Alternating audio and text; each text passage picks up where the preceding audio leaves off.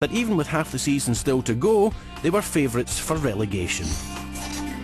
I don't think any player doesn't want to go down as being in the team that they were relegated in that particular year. Getting abuse from your own supporters, you're getting abuse from other supporters, you're getting abuse everywhere simply because you're failed. The most popular chant on the terraces that season, just 3 words. Miller must go! Miller must go! Miller must go! The fans want to see a winning team. They don't care whether you've got injuries, whether you've no finance or not. They want to see a winning team. The unfortunate thing as well is I came from Glasgow. I played with Glasgow Rangers, which didn't go down too well with the Hibs supporters. So, by the new year of 1991, Hibs had gone 11 games without a win. Relegation looked inevitable. Prayer seemed the only option. But God works in mysterious ways, and lo it was, the Scottish Football League answered their plea. At the end of this season, there will be no relegation from the Premier Division, and the top 2 teams in the First Division will be promoted to the Premier Division, giving a 12-12-14 setup for next season. It was just a massive relief for us all, you know. I think everybody realises you're still in the big division, you know, and that's the main thing. But just when it appeared safe to stroll down to Easter Road for the start of the new season, the newspapers were once again dusting down their crisis headlines. This time, the club had gone into receivership. It came as a shock to everyone, because all of a sudden they're looking and what's happening here? Are we going to have another campaign of saving the club, or are we going to the wall? Are we going to get paid? A statement issued by the receiver said it was expected the club's future would be resolved once its finances were unravelled from those of Fourth Investments. Things may have seemed bleak to the players, but actually in the boardroom, Tom Farmer had everything under control. Now listen very carefully. When he went to receivership, the receiver then sold the football club and sold the property. And he kept the holding company, which was now called Fourth Investments, and all of the pubs. And he then did his job, disposed of them, and I bought the football club and the property. The reason for separating the property from the football club was quite simple, was that any debt would go into the property company, and the football club would be free of debt, or at least have an overdraft, which was just an ordinary working overdraft, and would have one job and one job only, and that was to build a highly motivated team of people who played on the field. Tom Farmer's shrewd business manoeuvres at last brought some stability to the club, and the fans looked forward to great things from a promising new signing who was one of them. At last, Hibs were on the right road. That was my aim in life, to play for Hibs, you know, and you might never get another chance. Keith had the chance to go to Aberdeen for £500,000 or come to Easter Road for £500,000, and he chose to come to us, which really said something about how he felt for the club. And it made the boys raise their eyebrows a wee bit and think, well, hang on a minute here, the manager means business. Tom Farmer's obviously come and put his money in, you know, maybe something can happen. A new season and a new reason to believe. Except as Keith Wright said hello, the goalie was saying goodbye. Scotland keeper Andy Gorham flitted along the M8 and joined Rangers. Alex Miller had to find an experienced and level-headed keeper fast. John Burridge was the oldest professional keeper in Britain, so experience wasn't a problem. It was the level-headed bit that worried Alex. He had done a magnificent job signing me, because I was brilliant. I was his best signing by far. if you know him, he's a bit off-the-wall character. Maybe that's been kind to him. How can you describe John Burridge? John's a lunatic. When John Burridge is happy, everybody's happy.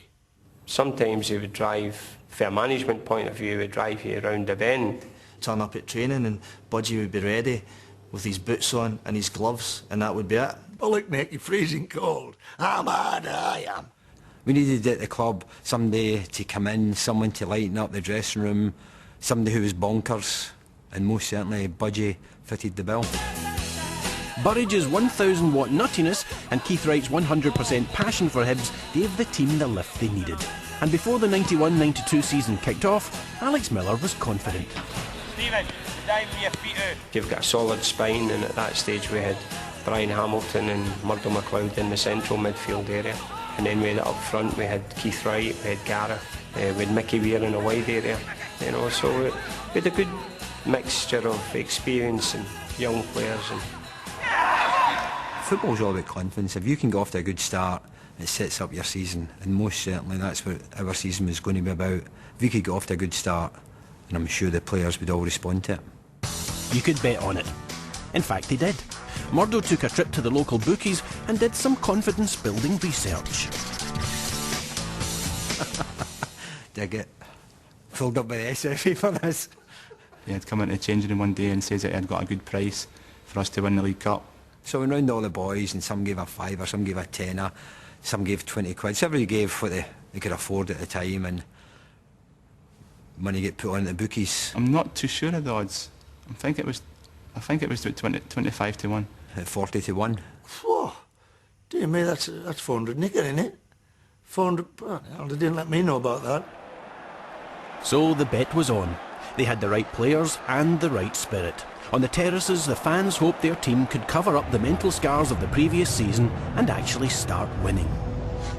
After the first 2 or 3 games, when I think we won 2 and drew 1, we knew that something might be happening. In the third league game of the season, Keith Wright, the Leith-born Hibs fanatic, scored the goal he dreamt about all his life. I didn't think I was ever going to score. I had a few chances, and the goal I eventually scored was one that I didn't catch too well, and I sort of kicked the ball into the ground. Keith Wright got a touch, here's Wright again, and this time he makes no mistake. I was delighted to see that hit the back of the net, and that gave me a lot of confidence as well. So as I went on to score a few goals after that. And safely drilled away by Keith Wright to put Hibs 1-0 ahead after just 5 minutes. Winning becomes a habit. And McIntyre has scored. We knew before we went out we were going to keep a clean sheet. And we knew Keith or Gareth or Pat McGinley would score. Murdo's betting slip was becoming more valuable by the game. Hibs were brimming with confidence and the fans were loving it. Not only were their team doing well in the league, but after beating Stirling Albion, Kilmarnock and Ayr United, the club were suddenly within touching distance of a trophy for the first time in 19 years. The last 4 teams in the draw for the League Cup were Hibernian, Dunfermline, Airdrie and Rangers. When we got there and all the press rooms filled with all the press boys, they're doing a draw down the front, it came out Rangers against Hibs. And I'm kind of thinking, no, that's not in the script. We didn't want them, we'll keep them for the final. We're pleased. It's the draw everybody wanted to avoid. I met Maurice Johnson, who was the striker for Rangers at the time, and he's pal with Graham Mitchell, the left back, and he said, it's a pity, if we'd reached the final, both of us would have got a medal. He says, so it's a pity you're going to miss out. I said, oh, we'll wait and see. One person with absolute belief in his ability to take Rangers by the scruff of the neck and shake them all over the park was away with the Birds' budgie. He started with a quiet word in the ear of the opposing striker. Haitley, you're supposed to be a hard man, eh? Come in my box, son. I'll break your back. He would do anything to psych players up. And you, McCoy, you're a superstar up here, son. You went down Sunderland and failed. You couldn't play with the big boys. Maybe that was his way of calming people down. Maybe we then realised, well, if John Burridge can stand up to them, we can stand up to them. 700 Premier League games, boys. You haven't played one between yous. You're rubbish. Hibs went out fighting and held their ground against Rangers, Burridge leading from the back. Budgie was in top form that night. Here's a chance for Johnston, setting himself with a left foot shot. Here's McCoy's on the rebound. And Burridge was quick enough. And Budgie again, quick reflexes, he got his cell up, and Alan McCoy hit a really good volley, and Budgie again was up there to stop it.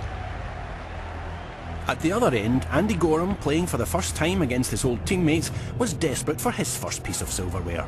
With the first half drawing to a close, the game was locked at 0-0. Something had to give. Header down by Spackman, lofted through there by McGinley. There's no offside. Here's Mark McGraw, and a fine challenge made by Andy Gorham. There's Mickey Weir trying to chip. And we've tried to hit an area for Keith to get that big head he has on it. It was like slow motion when it come over, and the fact that the Rangers players split and went on each of the posts. And Hibs are ahead. It's a matter of hitting the header into the middle of the goal. Chip, Keith Wright